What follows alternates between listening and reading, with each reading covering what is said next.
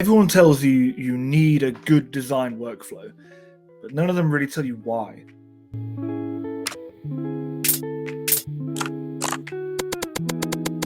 So I actually lost a client near the end of a somewhat long logo design process. They ended up burdening a lot of the blame, saying they don't feel like they gave me enough direction and they were pivoting a lot. But ultimately, it was really down to me and my, at the time, really poor design workflow in how I both onboard the client and how I iterate through designs to like maximize my time spent, I guess. Now, before we get into the actual flow that I'm now doing, that the industry really does right now, I want to give you a quick why to this, really. So, when I started, and this probably is the same for a lot of people, when I started, it was cheap work, and a lot of clients were friends or very, very warm clients. So most of the process went, they tell me a little bit about what they want, I go away, digitize like 3 or 4 different versions, and they just go, yeah, I really like number 3. What does it look like in green? You do it, job done, invoice paid. However, this ends up being like a bell curve, really. And what you have as you progress is you have your initial price and your initial really, really warm clients. They are very easy to work with because they know, they almost know they're not paying enough, and they're friends. So they say, yeah, this looks great, let's try a different color, cool, bang, bosh, all good, job done. You start to come up, you hit this sweet spot, which for me is around $400 to $500 for a logo design. And this is the sweet spot where for a lot of, you almost start exiting out of your warm clients and your friends to more people that have found you, but they've been watching you for a while, they kind of know about you, but the price is like a little bit too high for them, but they still agree to it. These are the ones at the top of the curve that will give you not hassle, but they will want to squeeze as much out of that money, really, is what I'm getting at here. Then you come down the other side, you start hitting like multiple thousands worth of work, and it's the same as down here. It's, yeah, cool, looks good to me, invoice paid, job done. The point of all this is it's very important when you hit the peak of the curve and you get these clients, it's very important that you have a really solid process that gives you a good foundation, which is something that Frankie Harry said in his video, that you can then fall back on so you can iterate again fast. The problem that I had before is my first client on top of this bell, we went down a path of design concepts and we went really deep. They liked it. They showed it to their co-founder, who absolutely hated it, which took us back to square one. The problem was we didn't really have a square one. So it was basically completely back to the drawing board. Now what I do is this process. And it's a process that's written really well in this book. I would very highly recommend that you get this book. So for me now, the very, very first thing that I do, which again was heavily inspired by Frankie Harry, so you have to go check him out. I do now start the process with a questionnaire, and it is a kind of weighty questionnaire. It's got about 35 to 40 questions, and it starts with a nice sliding scale that I call like a vibe checker, which runs through a bunch of different things. Is it playful? Is it serious? Is it masculine? Is it feminine? Is it formal? Is it informal? You get the point. They fill that out. They fill out all these questions. And then what I have is I have this foundation really that I can keep going back to. And after the questionnaire is completed, I'll jump on a call with them and we'll just run through it all to make sure that I'm definitely getting a feel. And it's really on this call, at least with my very latest client, that I can actually start concepting on the call. We see a couple of things. Let's say, for example, the demographic, males, late 30s, early 40s, for this certain type of brand. On the call, we can start riffing.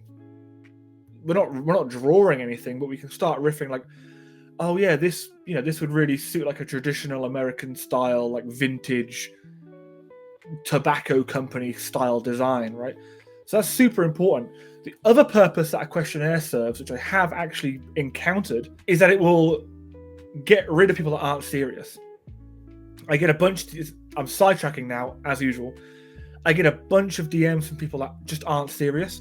If you throw a questionnaire at them straight away, and they're not excited to fill it out, because they know it's going to give them a good result, they'll just walk away and you've saved yourself a lot of time and hassle there. It's like a kind of a good like bouncer, I guess, a good security guard on your services. Now, the next part, which has also served me very, very well in my latest client, is mood boarding. Now, mood board is one of them things that you look at when you're first starting out and you think, oh, that's just kind of a gimmick. It's just for aesthetics. It's a nice thing to deliver to a client that they can sort of look at and think, oh, this looks really nice. That's not the case. I find the mood board is extremely important to align your taste with the client's taste. There'll be many, many times where you will design something that you've both agreed on verbally, but when you actually have it in front of them, it doesn't align with their taste at all, and it's just not what they were thinking of. So what I would suggest doing is using the questionnaire to get a bunch of different areas, like I mentioned a minute ago, like vintage American style stuff or minimal type marks, these kind of things, and then creating mood boards that basically just, at the simplest form, they can just contain a bunch of references at the very simplest form. Unless you're doing full-on branding, like for a full-on branding project, you'd probably need to have like examples of typefaces, examples of colors, gradients, noise, textures, all this kind of stuff. But for just a logo, I think it's okay to just focus on a vibe, really, like a vibe board. Maybe we should call it vibe board. Write it down. Vibe board. That's the new thing. So that was great. I sent that to a client. They come back. They didn't agree on one or the other, but they liked a couple of things from one and a couple of things from the other, which has led to the next stage being much, much easier. So the next stage comes from like sketching concepts. And I do have a pen and a pencil and a piece of paper, but I do my sketching on Procreate because it's a more fluid process to share. And I can just double tap my Apple Pencil and erase things really easily, right? So I do a bunch of sketches and concepts on just a big piece of white screen, and then I will screenshot it and send it to the client via whatever async means we have. For me, a lot of my clients come through X, so it's a lot of X DMs, so I just send them through. Now, once they've agreed on that, that's where you can stay in a sketching phase, but I like to do like loose digitization, if that's a good way of calling it. I like to just use the pen tool on Affinity Designer or even Figma, really, and start drilling down on the sketch that they liked. Current client, they like a nice plain shaped badge. So we sketched that out. We liked it. I then went to Affinity Designer and started making a nicely proportioned, not pixel perfect, nicely proportioned version of it, so they can see what it looks like when it's actually in ink, I guess, technically. And I do a bunch of variations. That stage for me, if the client is okay with it, is like very fast and async. For me, it's a case of I've done 4, I'll send them over. They'll come back. Oh, I really like the second one. Okay, I'll do another 4 based on the second one. It's almost like human mid-journey. You know, a mid-journey where you can give it a prompt. You'll get 4 images. you can then make a variant of one of the 4 images. That's what I'm doing, really. Actually, that is exactly what I'm doing. That wasn't intentional, but that is exactly what I'm doing. And the next stage is, as you can imagine, a follow-on from that, which is I have taken the style that I've refined, and now I am properly digitizing it, pixel perfect.